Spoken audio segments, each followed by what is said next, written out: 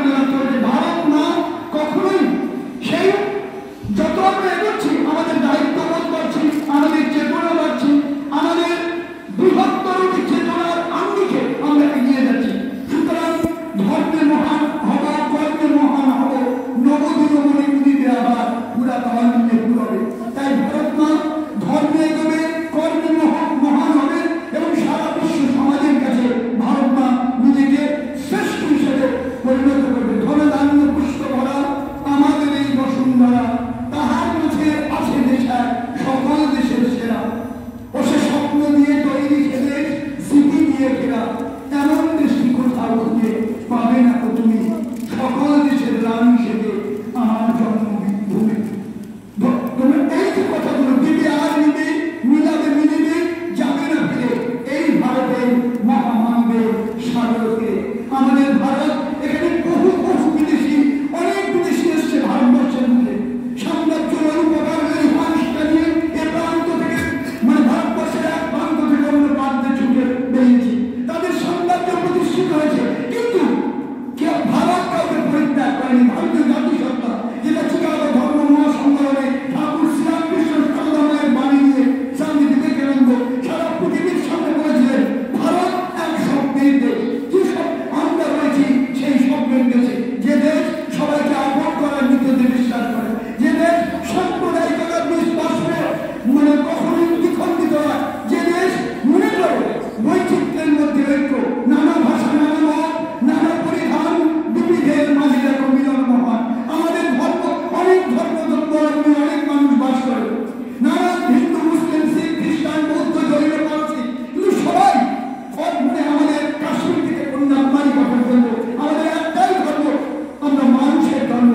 রবীন্দ্রনাথ ঠাকুরের religion of man, মানুষের ধর্ম, আমাদের সবার রক্তের গঙ্গা। ভারত, তোমরা চারিদিকে দেখছো বাংলাদেশ বা বিভিন্ন জায়গায় তোমরা দেখছো বর্তমান যুগে চারিদিকে আমেরিকা, ইংল্যান্ড, জার্মানি, মানে এমনকি দক্ষিণ আফ্রিকা, তাদের সর্বত্র মানে আরাবিয়ান কান্ট্রি, সর্বত্রই হানাহানি ভয়ঙ্কর।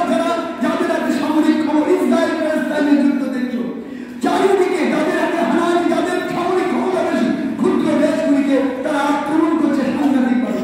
কিন্তু ভারত এত শক্তি থাকা সত্ত্বেও ভারত কতটা সহিষ্ণুতে, ভারত কিন্তু বাংলাদেশ বা অন্যান্য এদেরকে কিন্তু কোনোভাবে আক্রমণ করেনি, বরং তাদের বোঝাচ্ছে যে সবাইকে নিয়ে চলাই মানবতার ধর্ম, সবাইকে নিয়ে একসাথে এগিয়ে যাওয়াই ভারতীয় জাতিসত্তার শিক্ষা।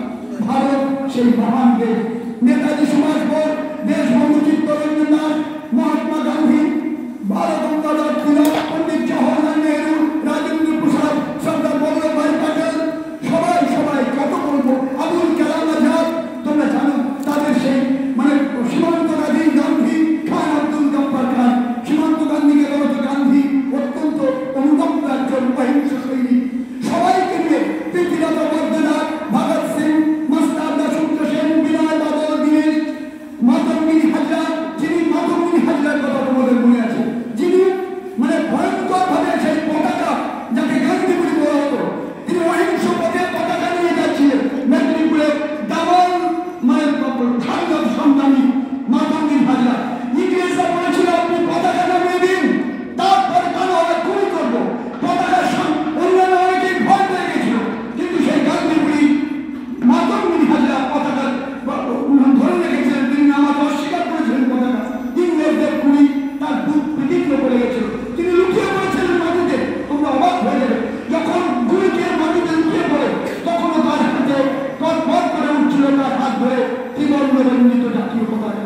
অনেক শব্দের শহীদদের নিয়ে ভগৎ সিং, ক্ষুদিরাম, বাঘাযতীন, মাস্টারদা সূর্য সেনের সেই ভয়ঙ্কর লড়াই, তাদের সঙ্গে ঝাঁসি রানী লক্ষ্মীবাইয়ের সেই 1857 খ্রিস্টাব্দের মহাবিদ্রোহ, সিপাহী বিদ্রোহ, সিপাহীদের লড়াই, মঙ্গল পাণ্ডের লড়াই, নাদিয়া পাপিয়া, তৃতীয় বাহাদুর সবাইকে নিয়ে ইংরেজদের বিরুদ্ধে আমরা লড়েছিলাম। যে স্বাধীনতা সূর্য অস্তমিত হয়েছিল 1757 খ্রিস্টাব্দের 23শে জুন পলাশীর প্রান্তরে মির্জাফরের বিশ্বাসঘাতকতা। তার 200 বছর পরে সেই ইংরেজদের ভয়ঙ্কর অপশাসনের পরেও আমরা কিন্তু স্বাধীনতা পেয়েছিলাম। অনেক স্বাধীনতা শুধু গান্ধীজির অহিংস নীতির মাধ্যমে আসেনি, আবার শুধুমাত্র রক্তাক্ত পথে আসেনি। অহিংস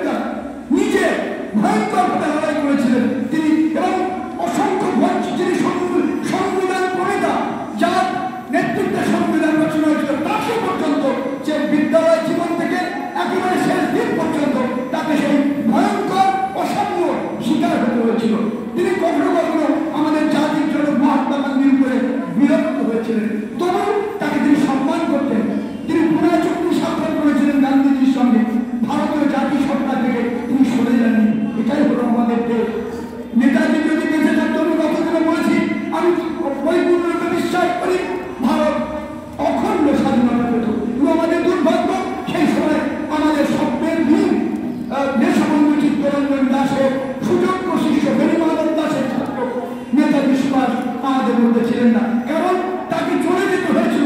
তিনি যখন কংগ্রেসের রাজনীতির সঙ্গে তিনি মানাতে পারেননি, তখন যখন তিনি ফরওয়ার্ড ব্লক গঠন করেছিলেন মাত্র, তখন ইংরেজরা তাকে ফরওয়ার্ড ব্লক গঠন করেছিলেন, কিন্তু সময় লাগতো সারা ভারতের মধ্যে সেই রাজ তার সংগঠনকে ছড়িয়ে দিতে।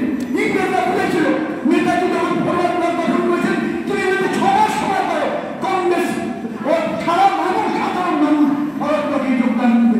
এটা তারা শেষ করতে পেরেছিল, কারণ পঞ্চম সীতারামরা যেভাবে গান্ধী এবং জওহরলাল এবং রাজা সর্দার বল্লভভাই প্যাটেল এবং কংগ্রেস পরাজিত করে সুভাষ যেভাবে তিনি নির্বাচিত হয়েছিলেন, তিনি বুঝেছিলেন, তারা বুঝেছিলেন যে সুভাষ বোস অনতিবিন্দুরা বুঝেছিল অনতিবিলম্বে ফরওয়ার্ড ব্লক গঠন করে ভারতবর্ষে ফরওয়ার্ড ব্লক মূল রাজনৈতিক দল হয়ে যাবে। সঙ্গে সঙ্গে ইংরেজরা বুঝতে পারে তাকে গৃহবন্দী করে দেবে। ফলে তার কাছে উপায় ছিল না, তখন তিনি বাধ্য হয়ে দেশত্যাগ করে তিনি তেজ, মুসলিনী, হিটলার তাদের সাহায্যে ভারতের বাহিনী নিয়ে, ভারতের মূল রাজধানী বসুন হাত করে সেই ভারতীয় বাহিনী নিয়ে আজাদ হিন্দ ফৌজ গঠন করে তিনি ভারতবর্ষকে স্বাধীনতার জন্য ঝাঁসি রানী বিজয় সহ বহু বীরাঙ্গনা, মানে বীরাঙ্গনাদের তোমরা সাবিত্রী সাইকেলের নাম শুনেছ, তাদের নিয়ে ভারতীয় সেনাদের নিয়ে তিনি স্বাধীনতা মানে জন্য এগিয়ে এলেন। দুর্ভাগ্যবাদের তিনি কোহিমা পর্যন্ত এসেছিলেন, কিন্তু তারপরে জাপান জার্মানির পরাজয়ের সাথে সাথে তিনি আর এগোতে পারেননি। কিন্তু তার সেই আজাদ হিন্দ বাহিনীর সেই মুক্তি আন্দোলন আসমুদ্র হিমাচল ভারতবাসীকে নাড়িয়ে দিয়েছিল। তাদের ভিতরে ব্রিটিশ বিরোধী বিক্ষোভে এমন ট্রান্সফরমার এসে গেছিল, ইংরেজরা বুঝেছিল আর ভারতবাসীকে ভাঙিয়ে রাখা যাবে না। না হয় তোমরা ইতিহাস যারা পড়ো, আমি বারবার বলেছি তোমাদের কাছেও, ইতিহাস শাসক শ্রেণীর দ্বারা নির্দেশিত ইতিহাস সবসময় সত্যি কথা বলে না। ইতিহাস কি জানতে গেলে আমাদেরকে চারণ কবি মুকুন্দ দাস, ফক সায়েন্স, সেই ট্রাডিশনাল যেগুলো মূল অস্তিত্ব আদি ভারতের আদি সত্তা, সেই সত্তার মধ্যে দিয়ে ইতিহাসের উপাদান করতে হবে। যারা স্বাধীনতা এনেছে, যে বীর সংগ্রামীরা, যে সাধারণ মানুষেরা, ইতিহাস আজও তাদের মানে মূল্যায়ন সেভাবে করেনি।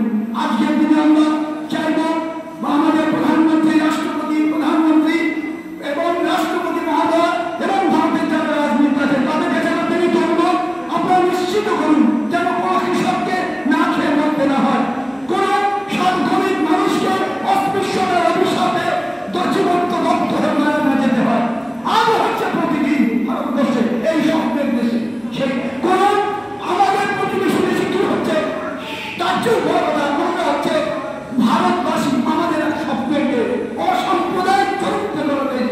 আমাদের দেশ অন্য দেশ নয়, পাকিস্তান, বাংলাদেশ, আমেরিকা, ইংল্যান্ড নয়, এক স্বপ্নের দেশ। বেদ, উপনিষদ, বাইবেল, কিতাব, কোরআন, ত্রিপিটক সবকিছুর মহানের মন্ত্র এই দেশে। এই দেশের ত্রিবর্ণ রঞ্জিত পতাকা আরো বেশি করে এগিয়ে যাক। স্বপ্নের প্রধানমন্ত্রী, রাষ্ট্রপতি এবং আমাদের যারা নেতৃত্ব রয়েছেন সারা ভারতবর্ষের এই মুহূর্তে দেশ পরিচালনার মহান দায়িত্বে, তারা ভারতবর্ষকে আরো এগিয়ে নিয়ে চলুন। এই আমার কামনা, আগামী দিনে ভারতবর্ষ যেন সত্যি পৃথিবীর কাছে এক অখণ্ড জাতিসত্তা হয়ে আত্মপ্রকাশ করে। এই পবিত্র সাধারণতন্ত্র দিবসে দাঁড়িয়ে আমার এই